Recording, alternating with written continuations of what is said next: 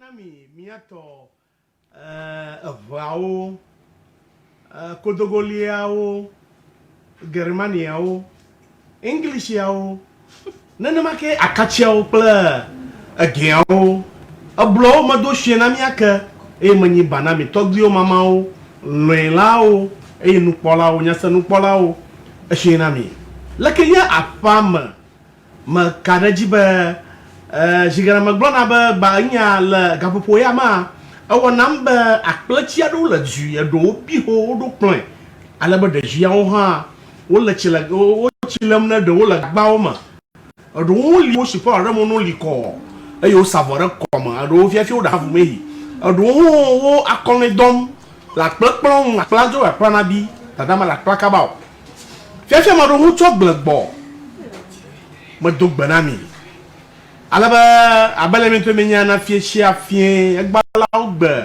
yaoda sha yaoda gadra ava ochi na mi po wona ha avanaji alaba agbaya la ma kuba nyekere makabao alaba gakpo plakaoro mo nya tungsamo de mi wo ha ma chu ron enmata mi chi magbajie la nyanchiro ayata mi chekami ka avao fina mi wona ha anya wona toke ikala pala ngono mini ngono la pao mala mi ogleon la mi homa eye afo achi agbama je sa bolo no vie pe na jima la po na degara woji oba ka via de joda abolo vachite domonya wona nu kwenya do na ke bla fina wablo mala mi agbo shi ha alaba achi ha nyonu juizaze angono ngono akono kono ala gbonya anya nyonji ke dadaji wo ba plamase kake ya to place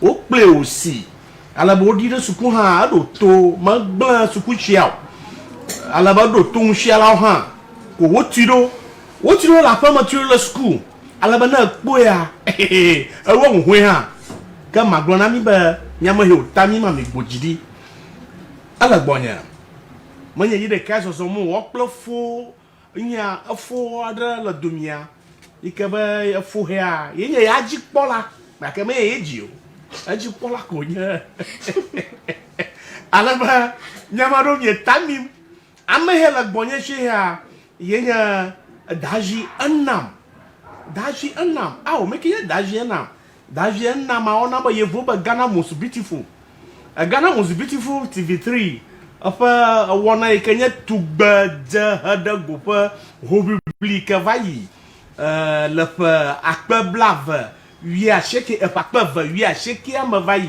ikanya pa vai ma ama yaka du akpa valia yela nya gbo hwe ikanya vijiji alaba o de konu wona wa akplao aba hojo wona ayata nyama gblam yo gamo amado wezone daji enam wezon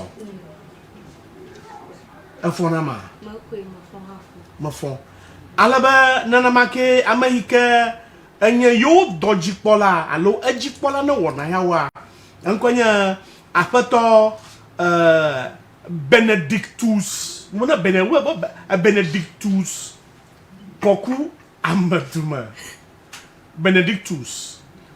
amaduma enya yo dojipola evoba manager maraku fokoku wezon amaraka hamazon amia wezon nyo chopato nya sron nya ojo nyo ngomiola to nya kujiato pedejiao da ojo fofo ojo apomoto odo oli odo oli odo oli akpe nya doge nya wezon achiha enya afuta wantiji ikanya nyasa nu pomo ikanya la amunuto magbanto ko de kema galio alaba buta wan TV nya wenya yevu a mouthpiece alo nya wenya chiamina badua za na mo to nya ji wa ngegere fiara ka gbo lo hogan mo to pate o mo ata nya wezon Davi annam oba Davi annam make it Davi annam Daviana mankoro suboro. O tara. Nyankonya Anita. Anita, mara ko atan ko gbaji na mjie. Makwe. Nyankonya Anita. Okay. Mawena Ajokpa Boso. Oh, Anita Mawena Ajokpa Boso. Okay, because Ghana's most beautiful time. Mawena Mawe Enam. Enam. Okay. Mawena Enam. Oh. Okay. Dukama towe nyam Enam. Dukame ocho, dukame ojiro. Enam cho Agbozuma. Oh. So much traditional area. Agbozuma ntono Agbozuma. Nto de chá Agbozuma viu. E que não bom chiama. Placata chiama. Fuma matrima. Não tô na ya. Soma. Kafia ba tera ada makoji nchi. Tututu. Aha. Nyam ya ba makosole Agbozuma. Agbozuma. Oh, okay. Ade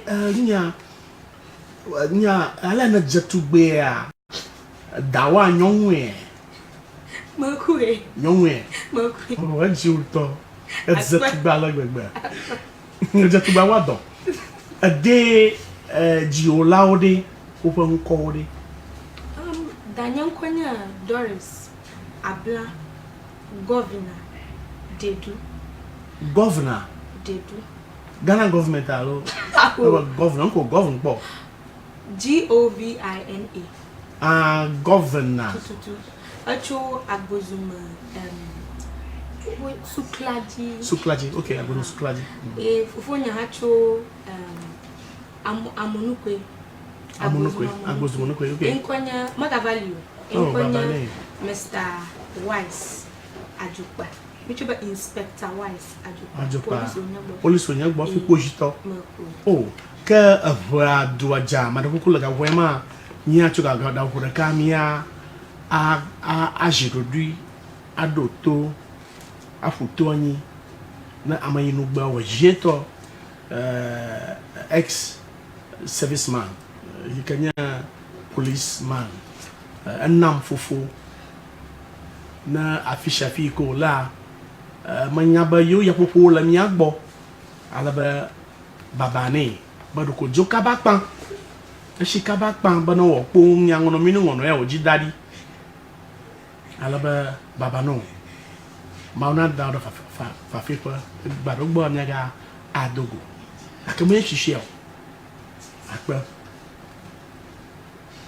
ana Yes.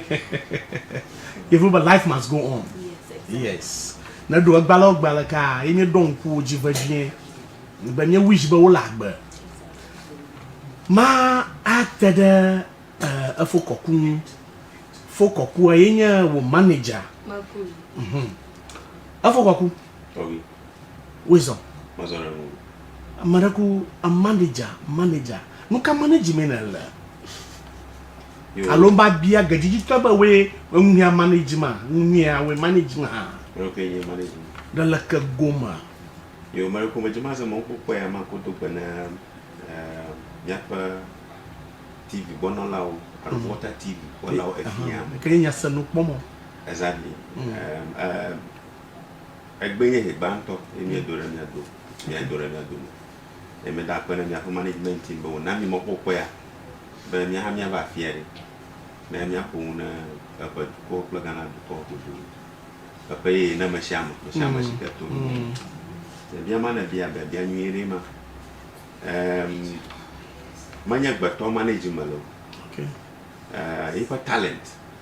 Munana. Ipa munana ka mawane a manage malo. Okay. Pageant show yaro ko publio ba bila TV3 a. Angara adugula. Fifi abatros adropamku. Na makplegara ho makplegara gozuma. Mashia majibi ara picture play, mashia ma bera photo play. Yela ko publia ma ha arana no togodo. Amuyom maruba na ba advert na yo, maruba na ba dona yo. Na ruga ko ya laka ahia na amare na no. Ipa muduruma. Ipa awudodoma. Ipa kolo business meet no yi. Ame okebi ono doi. Ahia na amare wono ade ajung a package na adranam amana plo. Ipa do mala na na nya anama apa oh now ko na me ko ma toto ma pineapple le jikpi ama o tugba a dom le jine aka mo jidoga kwe da jena nuke jo nuke na po ta doji nuke la shio gbama gba wo ba wo domi po benamia a vlie ho le tijitri hana tugbede de ajagwe menye tugbede moko ke bon le wo gbeno no wo mu ona wo ma nuke toshie kopumano duro tivito gbo afi ho na ba gede no mama.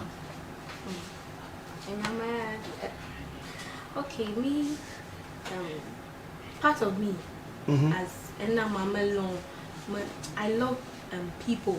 I love to associate myself with people a lot. Okay, Allah better. Exactly. Time I get a duama, I realized that some of our young girls need help. Some of them are actually pregnant, and it's not their fault. Okay, if you ever afahaganam lo mama dam no tafahagana hogba. Mia chake. No chakam na mala ko chaka gbele mo gba wona. Tututula. If you ever to badia do. No we on your big A big clash okay, akpe. Ashikla na lo. No, Zoklali. Okay. Ata in ko joma to badia wa opofufu fokaba. And because of that, I decided to embark on Ghana's Most Beautiful to help create an awareness. Okay. Teenage pregnancy. Checking up. Majiba create awareness on teenage pregnancy. Do my here miapa to bejewa. It could be their fault. It could be the fault of Ojilao, but then somebody needs to come out and then talk to the people, our elders, governments, ministers, Jilao, big people in our community who can help us see eradicate such acts in our community. I should get into Ghana's Most Beautiful platform, the exposure, and then also the voice to get to talk about teenage pregnancy, starting from water and okay. Ta numa wenye wo poroji nwe kana jiba ya awoko numa kena gana mado alaba yo wo mia wo numa wo a wo banya akpa avelia la nyanye ala hwe a ho pa me manya enye makpo nya tepe da ha alo adam alo ada ha ke magboni blen kuma na avo mano TV agbo nyanto gamama no shinyo because mo na MC channel keta Kumasi Cape Coast plateau up and down ho plateau as on volta one TV ata me na de ho kaba ta je mate no TV agbo fun le hayo va yimo gaka le hayama enye jegoma valia tonya pakuna na la woma tana mamba avike ya anu dam da go ale imagine onu ona okata ola rpa alaba majina makpe kutu ba godo ke mano apipa mayida no vinya diga la bolova fonya da kan anyunu akula apipa alaba nyida diga e ma ko kolbo ba na mo ka koshira gba enya momle anami oba ma wa advert no enye ra ma genre de dopiaran away to la kareji ba away gbanlega ala ba nu hu wom na la nya stage aji alo le tuama asasa wo kata ga kai mo kazadoa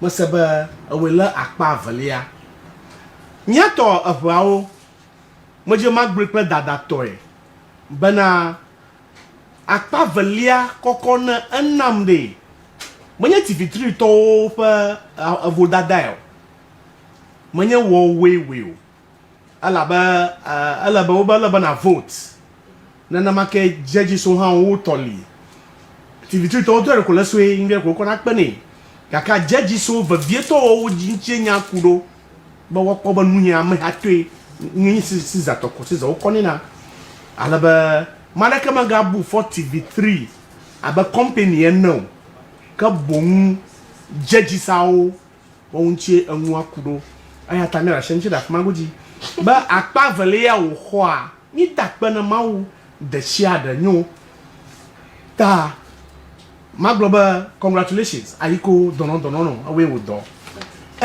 daji anam akpa vele ya yena adu videke dogola mana ikabo te won de jefo na so he oko won la magba agbona.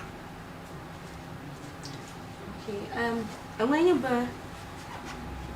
Bambo, the shadow Mawoga, and you na that penny. That when a throughout the journey, I came out as the second person. It's been so much of exposure for me. Oh, yes. Go. Exactly. And I thank TV3 for that. There are some opportunities I'm enjoying that I believe, but it wouldn't have come my way. That's why I said, in all things, give thanks to God. Now, anybody that catch a duba, rohi me a palm the leg bam, a yes. So, the exposures, there are many opportunities. I those offers, there are many, the deals, everything. I just thank God for don't quit you, and you could yeah, I'm a trouble. Therefore, for a second position, I just stand I na a common popoya, in a lack bavalia. Well, now another door all in your one. You have a project all in your one other year. A connect another Duangway. Alabayo Jolaka trust or Dupama. Government department in here, then the market private home in here. Mama Tobio no power, oh popo. Alabawa Jibana, Akashida Yunchi. About projects kawe. I want a project that car number that she toge. But teenage pregnancy. In your project, looking at teenage pregnancy. I don't know but a full boy for 4. Oh, teenage pregnancy. Don't know a song called over teenage pregnancy. It is when a teenager between the ages of 12 to 15, probably 16, gets pregnant before her time. Let me say that pregnancy by chance and not by choice. Okay. Yes. By chance. Mine by accident. But never by chance and not by choice. But you might global a sort of the they give birth by choice. Yeah. That is they plan. But with this one, yala planning the kamalamu. I'll get a Joe. Exactly. And because of that, the girl child cannot go to school. Oh. Some drop out because of teenage pregnancy. The stigma that comes out, that comes with it. That only thing. That I the via a very full bema, a full boy. Much if you for a full boy. A full 4 day Mekenia Abufoy. But you know, for the Viantolelo, I don't you be a cadobo. I know Gilao. Makaboko too. From Fiamanola, where I'm sitting, I would say that parents play a role. Gilao play a role. The girl in question also plays a role. Exactly. Then plus society play a role. Yeah, play a role. Manager, Bleperang now, Nakila Shuna Baya, Alaba a Chiao. Enama enyakokune alaba akponu gede po jeboye wa ya fu gbi fofo jiveve do po aharemu enya teenage pregnancy a de nyakila shio to teenage pregnancy namia samanwe jila obo cholo de via gbo cholo alonchu ji ha ka ve doloa igbo otua alo abayaji o mo fi won joye won You might have a bow and then you blow the visual for young V, the view of 4. You must a project obey Jacob Maupuna. Alaba Monopiam Jigger, okay, Nya Karuji no Afi, Najababa, teenage pregnancy, and your project obey a bear. Oba, if you have a laba, a duo palmer, na a duo. Ɖevi mu o dze suku gɔme fia suku yi ma. Ye va trɔ zɔ ame ŋkuta yi si ke woɖo dzi ɖe ye ŋu be yeade nya ɖe tome no yo. Le susu be fia ye tso hã kɔƒe me. Anye teenage pregnancy anye nu yi ke emo dom ɖa. Ke ŋgɔgbe yim le ye de du me. Ye kpe be ye dzi be yeade ŋu me. Ale be yeanye kpɔɖeŋu ne ɖeviwo be ne ɖe fofu gba egba ya hã ya manye du ƒe ame ne tɔfia wobe ne ena tɔmia le picture ena baro ba no chia wo nam le program baro bo yɔna mi le program ame tsitsiwo bo yɔna mi le program be enam na nye chia wo ma aro kuna yiga ko kama wonye dzideƒo aɖe ne ɖeviwo be yete le be ne yeɖokui ede suku va ɖo fia gba ta nenye be wo ate le be ne woɖokuia watazu ame awu ya ya bu na bia be nkawe nya nkawe hana teenage pregnancy a anwo sugbɔ fu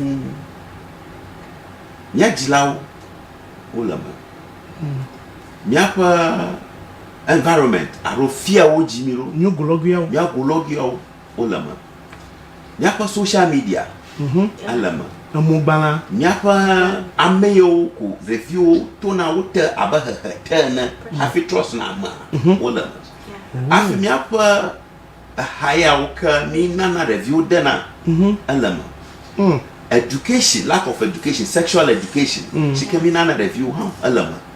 Eŋu geɖe le miate ayɔ ne be miadze ko mianɔ yɔm fia esakpe do ɖe mi. Mi ko me dzi be miade dzesi nye be miate awɔ ɖe ŋu.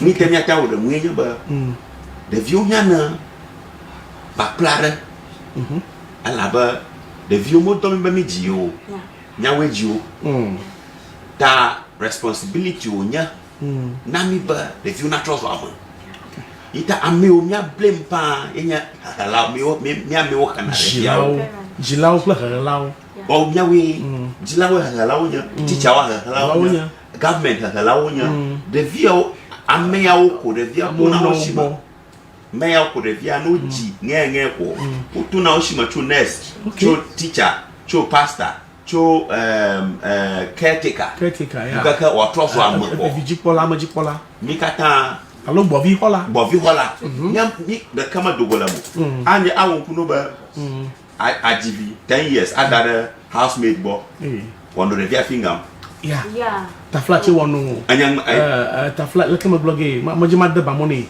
ano ashidama de via okay ngo kata anana review awareness banana lina ma tayo da wona tuma makpe be de via tonto na lampu na kpe la GMB a akoko ba nana le tamani akona ne gbona akona ne gbona zigara nyama anya na jijo na mba na mako nyomvi ochichim yo jibia wo nana ko pere e society na aduna jijo na ala ko ha mi la fia agba ko ha ma pla atwa ma mi na nyomo shimola nyomo shimola fia na mi kunya ta pa na mi antuo enyo nyomo la ko na we de towi o nyomo la pa ma na robo na pang na robot wa ye na be adoto ohu ma ko chop mo na ko ya pa mo godo na ro pa me ko o abi glorogaro abi godo afina oh yes kama signal aro nyana mi ba nyomu ala ba mi ala ba na nyomu mi to mi ala ba na nyomu nya ba o tuna paro o we na pa lina nyomu apaji kola nyomu nya o ko na paji ba igbe gama la shi o kura nyomu abro gama le shi o aka kloro no na ro itaye ma ko anama ma deje shiba anya ba amara na pen okay ala bopli na adria ko kuwa o fama na nya ha nya ko ba ha nya ba awo nya ko nyomu ha o di nta ko o amo o la nya ko nbaji nya nyomu la nya si o o nta ko ama ba mianto miadada madam ativo honorable o wo nta pa na mi jifaglikpo mama atrato mama gamie do apa o kata o nana mi bi mi aro ki o ba o no jova yire kama ka o replace ga kwa no tapa makia no tapa o tapa na mi na mi do o mi avio aro mi ayo mato on sedo ma wu la gen anya ba mia apaboro atutu ahye wo no de no to so ndo na manya orere ko o popo mato plo family pla mia ba du ko pla Ghana doko akba ana teenage pregnancy a full gbogbo ifofo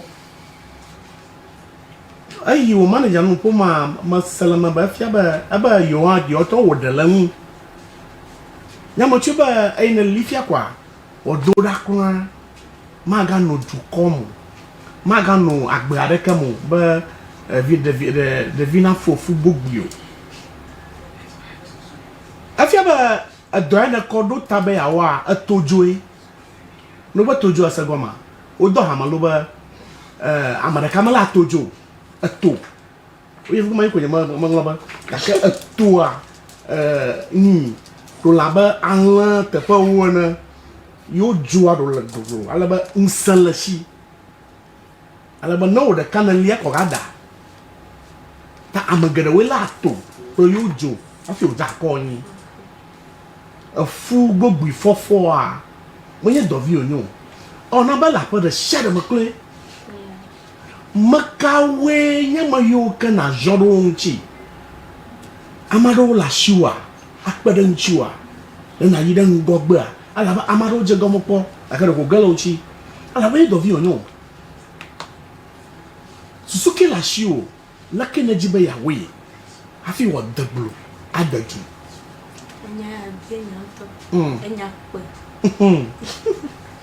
Okay, so nemo banyere kama tenga we ka bla the kind of material because ado panto so we would need the help of amagada mi ahiana jilao na kwere mi ahiana since it's a health issue ala mi ahiana Ministry of Health to come on board to help us. We have amagada la mi ashlaba UNFPA okay who also come in to help us educate the girls on sex. Yeah. And then also family heads, Fiao, Tobio, Mamao, Dumagao, all those people will come on board. But the thing has to do with me, as somebody trying to teenage pregnancy for a sugar. Nova apology na nia agbole no nyo no mate wo blona ba minami we no no akpa nyato abrawo yema glome mia novia mia via mioche mia da amado dada die halo amada pete yema glomo la mag block pare won fuma yide break out boy mo jang bona mi ba doya amara kamala tojo vajieto mie brao ikalo le miachi ni pere nyom vianchi bana afu gbogbi fofo a na dolani adomi alaba anaba de jiwa mu chichim ngogbedam anunyanyam wodedam hafi wo shirema wodokinchi aya avomina mi danula pe wona yakpo mele chia ka minomi akpom magbona majira ngmava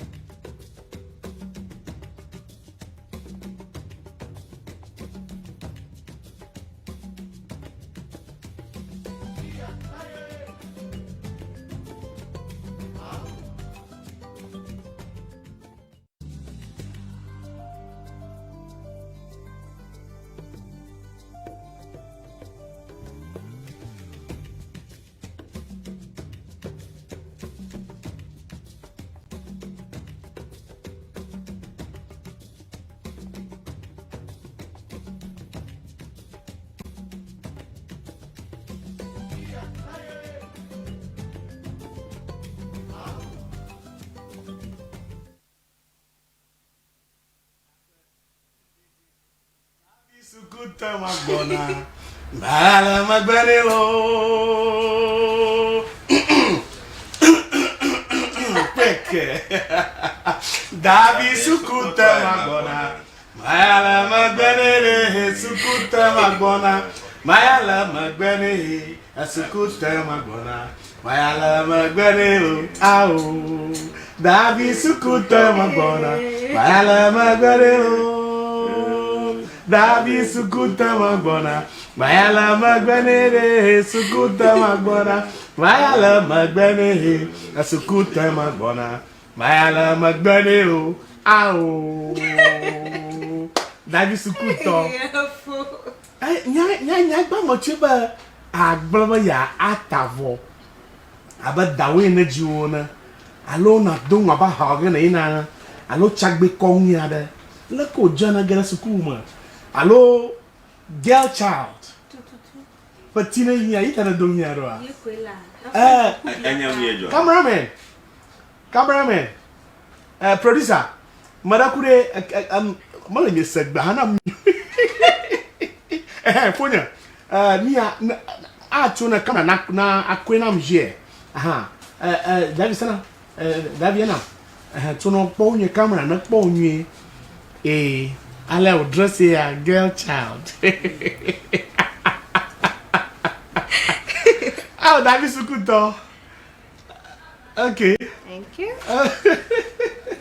Akpa, nyato bro. Anamade. I don't know. Nuna talk here the via ba. Ye voba creativity. I know you could than one vanao. Inya nyonu via penya. Our number teenage pregnancy. I grown me la football before 4. Another dog out what they do. I walk out the do. I like that. A day majima biaba. A grown number. You jibo yo to a zappa gomani. Afina do nyamanwa. For any funya should jibe aglo. No nyare jamba ipa awadodo school. School wadodo. Yes. Anwonya me adamnyamlonyi. Rasuji adangblachum. Okroma rasuli adia. Alo yire ka ro wa. Amlevu ya. Majema globa me adangblachum. Mablo no mano seba. Na mo chibo suli ka je me mo.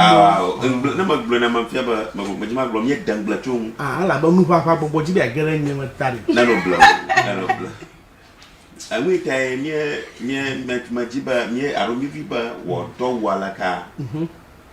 Akoba no ba refi gbogbo yo fofo a ni o oblana cho onwenya o kwa suku dada. Okay. Agbla sukuma na. Ta message ya mi kwa yima ro message ya kwa yima. Ajiba ya blona oba ajiba ya blona nya refia oba dadarala suku dada ma. Okay. Nanya ba watala banodo kyo. Adwodo kyoji. Alla bano po sukuya ojila o tawbano da. Achomagba wawom wadiata awoni. Message ya okwa imenya teenage pregnancy. A fight against teenage pregnancy. Teenage pregnancy ya anya wika ranafuna myameuka la baboji. Okay. Chika government anto dajeshi.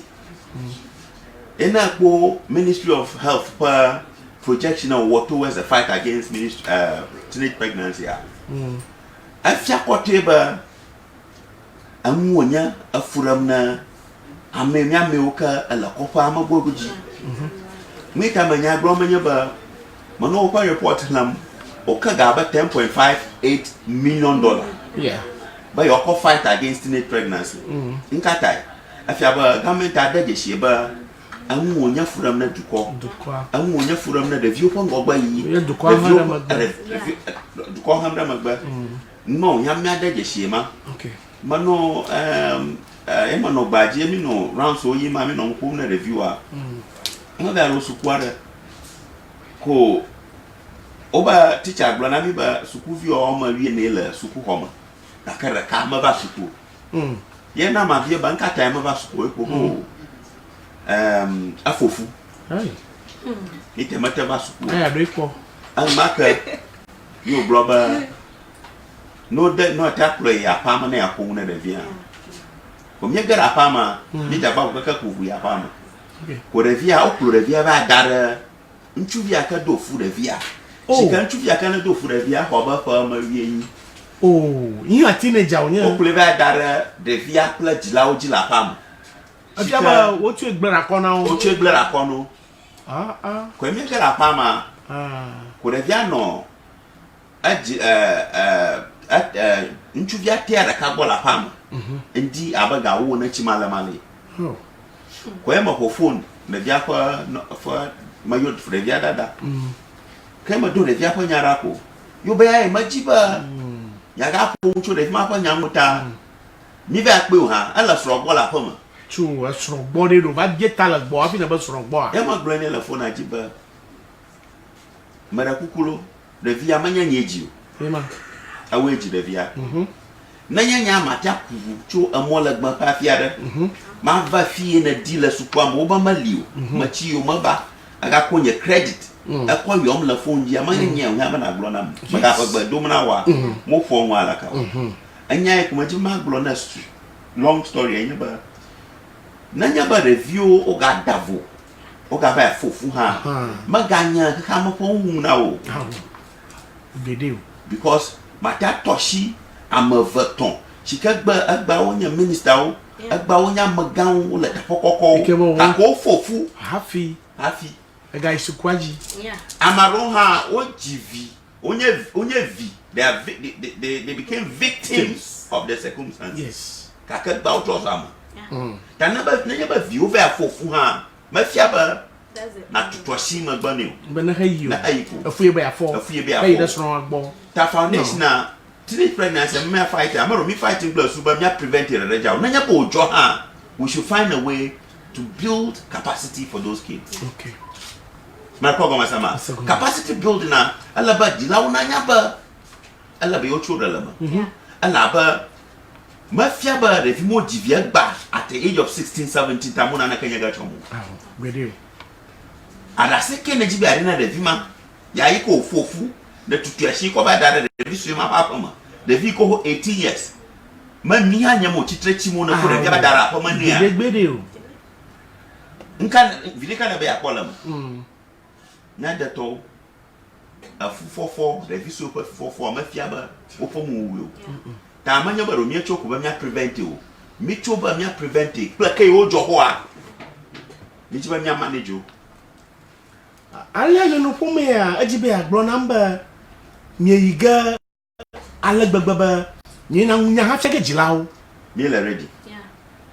ako sensitization program be mi awa manya review the record story am brono a ala bana deje se manya review ah where the vehicle e manya jilawo happy o ala bana deje se ba even su kufia o pa klo la classroom ha no stigmatize kwa magate su kwa ba ko majaba no re fi maji bana do suku wa na ma play su kwa ma jo okay blood afua mi jaba ba o lechi mi do wani a play kwa ire su kwa afi jo ako ko ba jare blood bo eh afi jo anam blood koku wow dukamema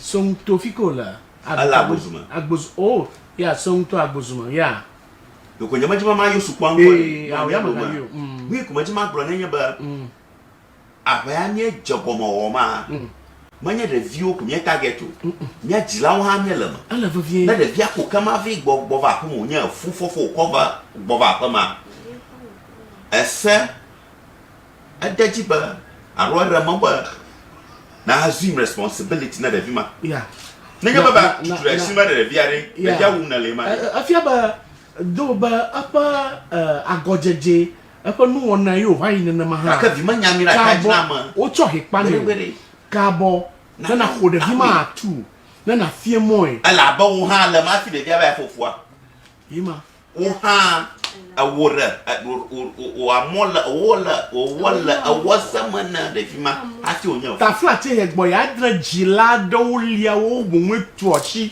ko bu mo na de yo wo ma do tetia nyato do domde wo ha ma doa ye na yanke ne kwa Nke na kogbe ye jila do ha onya ma hi o ka wo mu to bi on de je obo o gbatu fala ko gbe de bima e cho kojo na ba e cho kobla fu na ba e cho koshi fu na ba de dia ha pom a juro o yi do ga po ya hara mu ni ka ko ma hitumi e wo we fie mo jila do wo ni o wani jila do wani example mama now na po environment over there de bima ro akoya mo de ro akoma fan mala ko mo yi oro abare chachara ni ba ni ma bi ba fima mo chacha fufu de ma chetube tu ndi ko za do re biaji afofu ji won ma tota onyela pa mo ta fia ba maganye viwa ro laki afo de vima bo tutu do ra yin teenager donc comment de vima la ma dore ko mo ndu ke wa te awo yin afa ye vo ba atinenta ga chogene wo koyira ko je wa po bana de laki devient le fuame nka duge wala ndu ka duge wala e chike onuna le ko onuna nyi emu na ni ma bi ma kala ba ya aba ko ji o ba re gbe yema bato onye bato kuna go Dagina doya dogan majema bia ba ka gbe na doya pa gomo pe doge anyi ye la ashika Mijima Mia launch foundation and to Nya Enam Foundation. Mijima Mia launch on the 7th of February. Aja pa jim kaya avalia. Yeah, 7th. Ba pa ka drangba. Marakuyi. Ikan ma firagbe ma. Firagbe ma. Lafika. Il DJ Press Center. Laho. Oh. Même le Wizard Hotel opposite. Wizard Hotel. Oh, okay. Mijima Mia launch foundation. And that is where Miana Amuanya the intention of Enam Foundation. So after Hema, then the tour will begin. Mia Degomocho, Mia Tomia Pama. We start from there and then we continue to the whole of Ghana. Enam, Ajojinam Toba Amantoyo, your Kuku back, a Kuku Homer Bang na Kuku. Maybe I just want to go to a who pay. Ma acho mon kokwa ma dakpe na TV3 a TG3 akpana mi bana ayi anam gada wo to da tugbe wo domi gba magba mauna ba mia chie ba nya om na la nya kpo eye mi khua lover mi play tu ekpedan chine ye agba ulala nami TV3 akpana mi. I want to take this opportunity to thank the entire family of TV3 at the Sawe, right?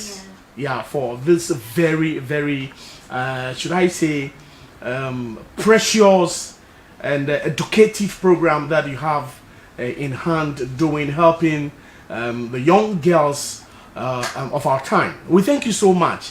Keep it up, and may the Lord, and will the sky should not be your limit, but beyond. Thank you so much. I salute you. Having said that, I want to add a voice. Okay. You see, I admire the pageant show. Not only that of TV3, but all other pageant shows. But what I want to encourage them on Jump to is to look beyond the pageant show. Okay. You see, the pageant show. Okay. So the question is, what happens to that pageantry after the show? Okay. It's another question they have to start looking at. Okay. Because now the voting trend, Shika Babam American War Homa. And I'm thought there. I'm telling you, don't be able in a foundation launch again. What package do they have for such innovative adventure? On number, you know. Minglo Banano. No. Me imagine my good time at the body. We should not just be churning out policies. Okay. But we should learn to be churning out strategic policy. Strategic means thinking through the policy. Okay. Thinking through the repercussions of the policy, before churning them out. Okay. You see, if you don't research into policies or programs, TV, radio programs, and you them out, you will only dancing to a tune you're not listening to. Okay. So when you dance to a tune you're not listening to, you'll be dancing to the admiration of those who are watching you. That's okay.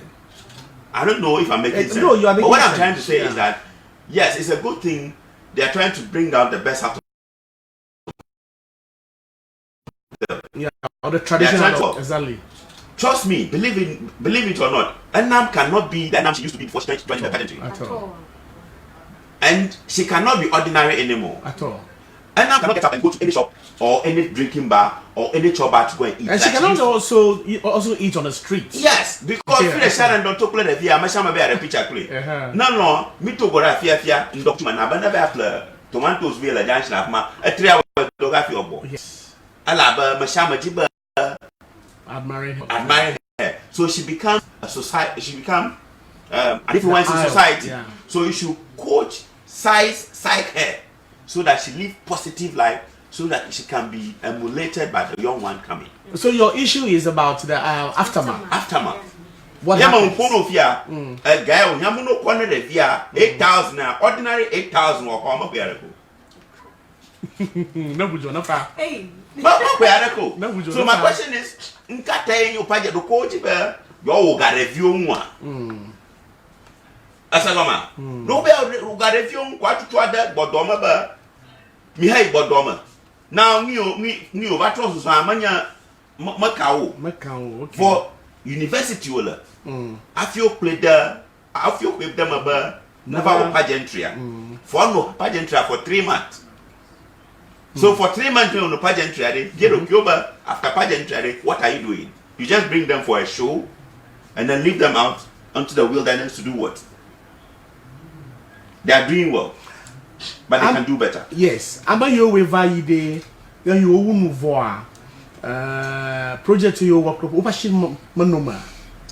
Manamo. Nanyaba, I will show a vocal. Oploy Dubai at your bo. Avo. 8,000 will be a chogani. I'm walk with Araku. Ta a bear or root to be a wa. But Panama to Abba Wona, she can invite me, but Mivafung will show idea. You know, Kajimana Mara, your Ponfiality, your yoga body. And now Plakoku, Mivaho, my dash, my dollar manami, my Japetronami, Nako doya. Okay. I may own talk a push the Via Bazu, a Dumpon Nkao I should have gone no yaman and a man. Above Floto. I'm telling you about Christmas of Floto. Abaroku to a she of Mana, Yanga, refuse Jamaga Canada. In a Christmas of Floto.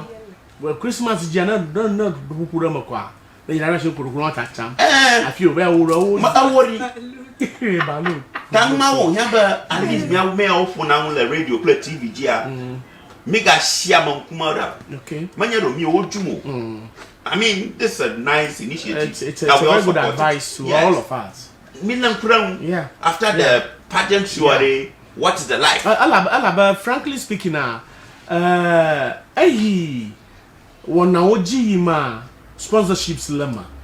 Oh, doho text message la. Bofu o akpona maji upa advert o alaba ukona gave ukona wana normally.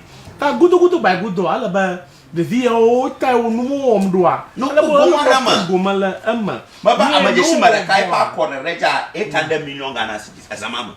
Cash. Maraka majeshi mata yonko. Yo permission you. Aka la galaka koba laka 800 cedis ko for pageantry am. Ta 8,000 cedis mi akone ya yemi beba sama alaka. Ye tie fuju afi magronya amacho makoga bi. Na amacho manya dogara kaka ma hokumba omya yoga ba mi na program launch gari. Makamya yoga ba nya ba interview makakara mono live program. Aw gudu re wodi po fashion alaba azamado ado. Barakusha do mi blog afi ozana do. Marakuto. Akwa ba enwengule tanao. Bo yo na da nya lunch ga. Ta gudu o akuku o takpam malake yo we na pachire ntuwe ta gbojidi atu e da na jaga de ado togbo onye invite gala menya ba mi gala show la kuma gbojidi ala na invite mi ko mi ayo manager gbojidi ala banare manya ba we $1 shioma enwenye ewe le dashi do duama e wonye hu ikpo me na ta yes wo bojidi godo nyoga TV3 wo ga godo media house to with never no defend manya banade manya media house alo manya media personality ta ye ma mi this for personality manya na me okay manya big play ka onye okay asa go ma ala ba anule tanao azon a on aba almost koshira ton awu koshira ton afita madodoga awu koshira ton no afita manaro na mchuba ya yo wo awu afinya do go pe anye o so koshira mo ton de ta do yen na ke cho do yin wo yoga alo jora gbe ko o yo o mi ayoga ta jibodi na do blow enya pata ko pe mo chota e manya o mu adio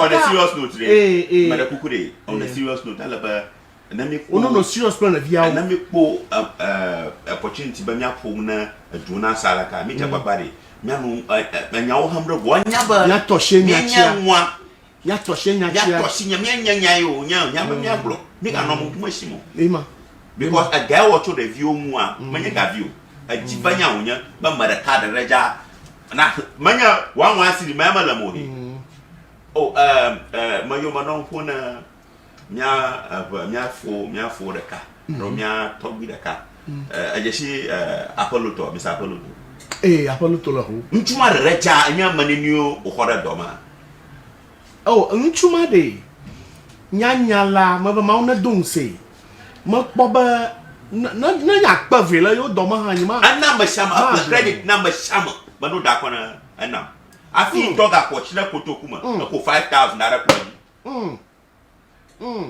ntuma wela kare Apollo to na me wovo ni nyaba the view official trust odu open kuta open dudu amaga no ga ba chanu awo opafu ko gama no na kwe no kra emi play na Dubai kra nyaba ko gama no nya na waple at least yo year what chaplain na akovina mi amaro wa exactly ye mi ba fiaro mi ko anyi fo kwa rebi no ma anyore kakashi fufuru yo koyi ashi fufuru ga ko gbe ma po wo ha odo aka uniform edi because edi po ita odo uniform aro he o ko o show le yin ya yeah anna anyonyoga asia manager majema biaba gbakagbenya nya about on the 7th ikenya fira gbe jimi agbona ka ganani ogawo ndigawe yo nya fira gbe onya taro mi jime we ka me yo kata me paro hia doro ga no moshi afiro hia kutepa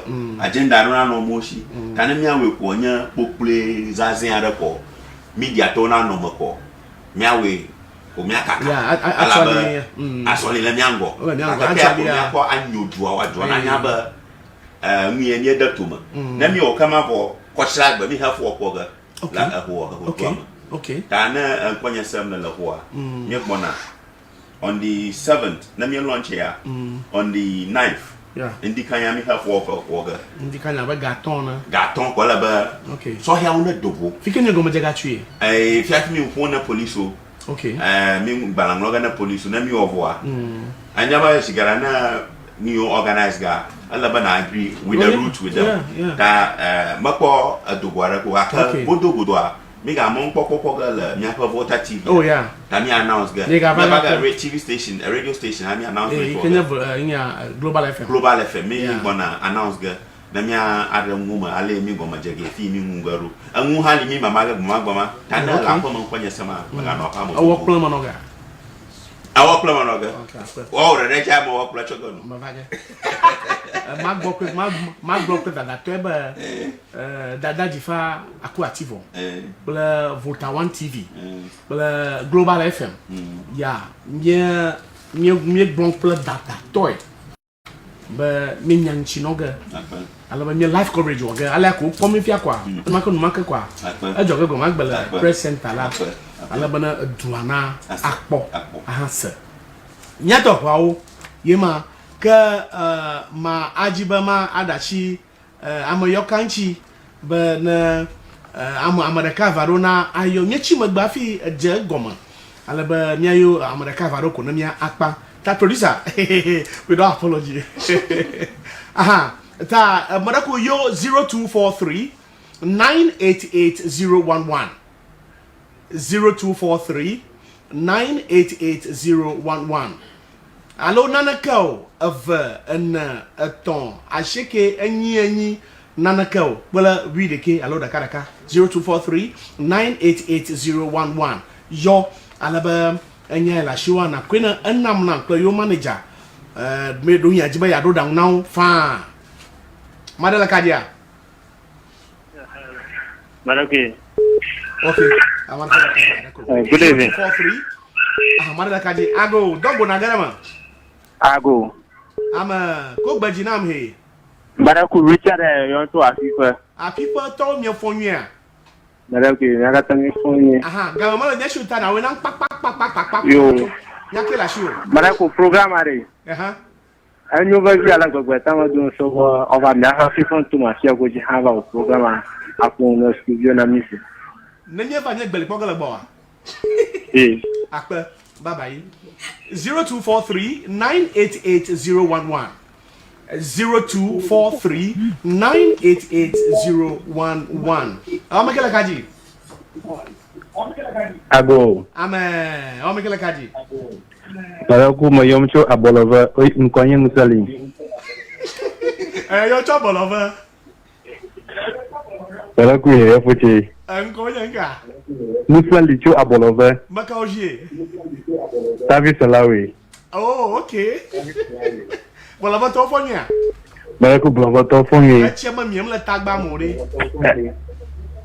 Ami ga ka de aro la gba me. Bude bona tomo boga. Nyake la shiona mi na nampla afo koku. Yo Maraku majema afu adekara botano. Aha. De dongi maka o mola tala apotu kome. Aha. Ya tefa manye amagari atengo udoma. Apa botano. Akpe. Madung so ba ale ko la dojie. Owe. Na wa de tefa ko sube. Ni to kala oyuma ha wapo ena apotu pe. Wa atwe wa de tefa. Akpe. Akpe. Mo to gbara ma se me ke je po la bolo fe pe won bi. Mi le bana du ahe.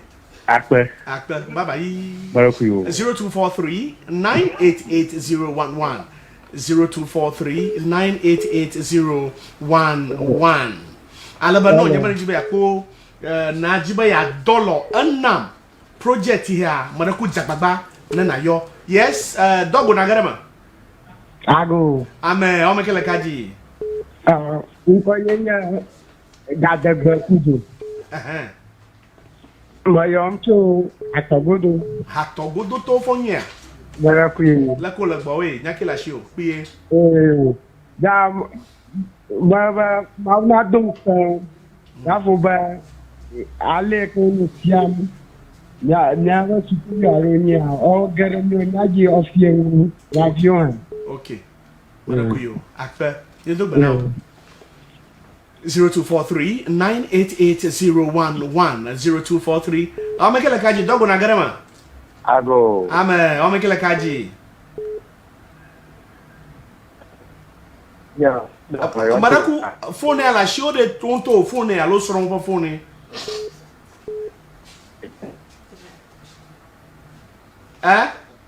Afo la kajia. Hello. Aha, phone na dogo na garama. Madaku ukanya Alex. Maga. Alex, okay, Alex jaki la show. Aha. Madaku madak panami. Akpe.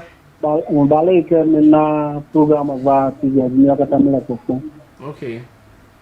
Kata ni sama dia mak belanja ba na uba radio TV dia na pia ba radio atong a connecta anya di jogada nan.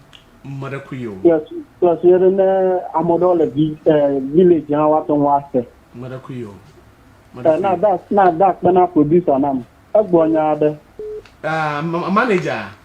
Manager. Abanaka. The girl that being a victim from where what do you call it? The village. Agbonya the girl at the Okay, the via ka fofu o ko gbara kona ntia. Maracuí. Mas não me co ao menino o cara. A gente mala botar o gino, mala East Isi no jela fika nkwata. Mala New Abrim. New Jabon. New Abrim. Abrim, okay. Nkoko bodo. Nkoko, okay. Ta ma da pena pa ja ba pa. Na pena. Enyo bless ya. Merci. Afia ba ale ana apun na July. Mi zonre de viaji. Gbenya ne dosuku ne kule suku e. Thumbs up. Yes. Bako yo of momleo. Make la kaji. Hello. Aha, dogo na garama. Ago. Ama nko de. Mayo yon cho de papa. Ya wali kuji. Dogbe kopa. De papa. Apa, nyake la shi. Pour haja dia. Fika. Malaka shofa. Okay. Ta konami. Marakuyo, akpere. Marakuyo, akpere mi amma mi akpom. Mi aweli mieli. Mbio yo momlela, me ka yo momle last caller. Ekele ka. Hoton na yola. Eh, hoton ni yoga hope do yo na lo. Egba o kata nwo jijim. Yes, o me kele kaji. Maraku ago.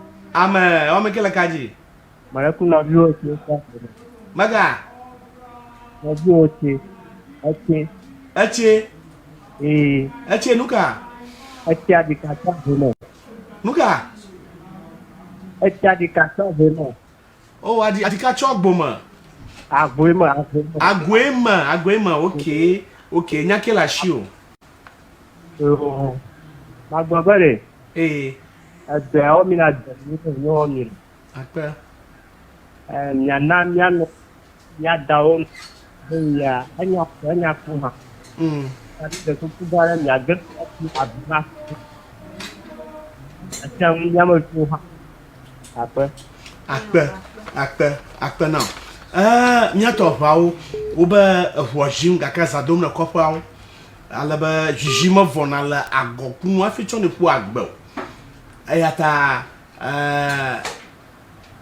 magbloba jimu ya agbara pankeke adragbe yenya gomokpa doji pankeke ka adra mia ahonoga alaba mega da kawoga chuhua moga fiamala again next one am go mioga chuhu alaba anam pla apa manager oga fama godo by godo alaba radio ji okweto ha mia esege advert ho bona mia akpo kedokuma agloba nyamare kata mia pa mi donsa bana ya dolo de Vienna me wosoro ngogbe na doya nanyawo mona kuma ho wonyamamle cho makwecho bo ogma okay afọ manager koku amadu yo doko majima se mon ko kwa da pena mia me o kata la da TV o bo adotomi egbe nya pa gamodi be adotomi an manya ro mi nya kata maka ni mia magarali an karele nya ta wa kokwara mia maroli an no manya li nya ta glonami mia maroli a nanoli sika mia ko dolo ni na petro ha na be ajanami doya voyemiesa mia wo doya na mia ala dua na lika mia tuduare na choma gba mia liore mia view na kwachi akobare mia to view bla na mi iji ko mia lolo apana mi akpe wonderful aw grandma anya kila shona so here de yo pa wina doa nyana ka veke la shona de viao heyo sukuda young child plus small boys so majiba magdeno ba mazamo ko pa magdeno ba suku ye le vivie tanu de suku na chomo ba wa trozo amagao le mia pa adu moga fufu moga fufu no fue ha no ga isupua tututu no so bala and without books and education you're nobody. Yes. So my ladies, you need to educate yourselves. Small boys do no food then you fall for that. Say no to teenage pregnancy, your education first.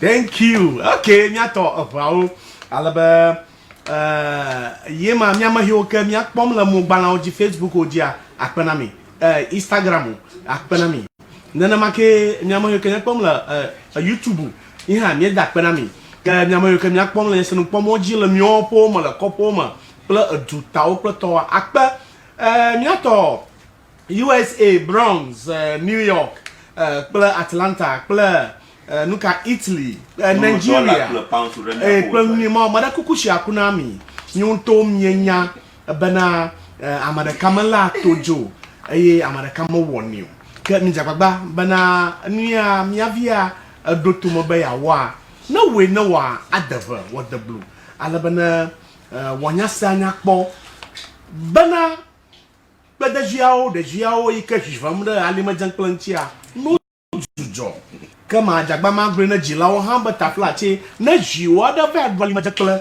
yo harangunea maga to kop the komone banade na yo kwe na afie no nyan na woso ale woso ge bana maga jore aji eto aloma da hajio ayata jilawo ala miagbo tichao ala miagbo miama yo kala podo mi de view pom ha ala miagbo na de view no ma on na pode ye ala bana oba America jia vigaka manya America hani adwe hani ayata amanto yino yoklukiba akpleko koklu ho mo pang na koklu mina na nyawe no onyo awa mina mi danu gbacho mi ogba unchi agbala ogba ikanya ayawra gbagadra nyaga kpomi afo ache agbama bi ese abolo no bi epe na jimola ko adagada woji number yaka madare yamanya number ma na hiana advert la Vota 1 TV na hiana ngu de share Vota 1 TV MCO nukeo coverage live coverage festival ngu de share